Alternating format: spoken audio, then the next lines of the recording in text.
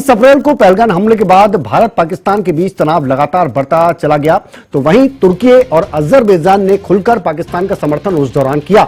इसके साथ ही भारत के खिलाफ इस्तेमाल करने के लिए पाकिस्तान को ड्रोन्स, हथियार और इन्हें चलाने वाले ट्रेंड लोग भी भेजे।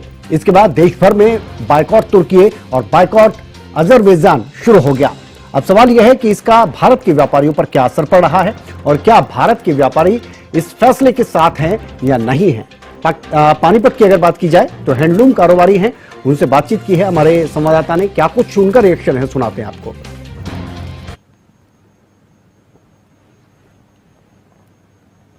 सेब जो पहले जो पुराना स्टॉक पड़ा वही आ रहा, आगे नहीं आ रहा, अब आगे बंद हो गया ना। जो दिल्ली में पहले स्टोर में पड़ा है वही आ बिकेगा और आगे आना बंद हो गया। तो क्या सर इसका फर्क पड़ेगा हमारे यहाँ पे? कोई फर्क पड़ता है। और कंट्री बहुत सेब आता है, यूएसए से आता है सेब और न्यूजीलैंड से आता है सेब, कोई ऐसी बात नहीं, कोई फर्क पड़ता।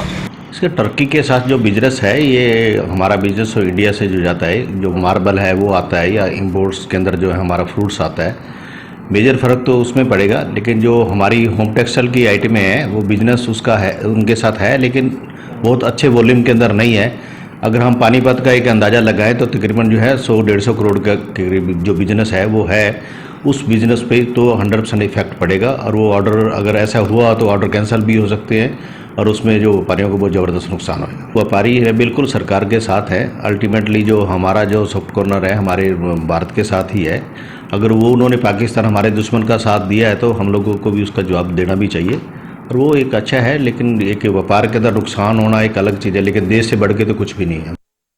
ऑपरेशन सिंदूर के बाद जिस तरीके से टर्की ने जो है पाकिस्तान की मदद की, उसको लेकर भारत सरकार ने उससे तमाम रिश्ते जो है वो तोड़ लिए हैं। और सबसे बड़ी बात यह है कि पानीपत की इंडस्ट्री भी छूती नहीं रही। मैं आपको बता दूं कि टर्की के साथ जो है तमाम हैंडलूम से संबंधित तमाम व्यापार जो है यहां से होता था, और करीब 150 करोड़ रुपए के करीब का जो सामान आयात निर्यात होता था, उसको लेकर जो है तमाम व्यापारियों में भी एक रोष है। वहीं उनका जो ऑर्डर है बहुत से कैंसिल हुए हैं। चैम्बर ऑफ कॉमर्स के विनोद धमीजा जो प्रधान है, उन्होंने जानकारी देते हुए बताया कि यहां से जो है हैंडलूम्स वगैरह की बहुत सी ऐसी चीजें थी जो टर्की जाती थी, जिसको लेकर जो है तमाम हैंडलूम एक्सपोर्ट इंपोर्ट के जो जितने भी पदाधिकारी हैं उन्होंने मीटिंग भी बुलाई है। और सबसे बड़ी बात यह है कि वो तमाम ऑर्डर कैंसिल भी किए गए हैं। इसको लेकर जो प्रधान थे विनोद धमीजा, उनका यही कहना था कि जो भारत सरकार का फैसला है, हम सरकार के साथ हैं। ऑर्डर कैंसिल होना वो एक अलग बात है,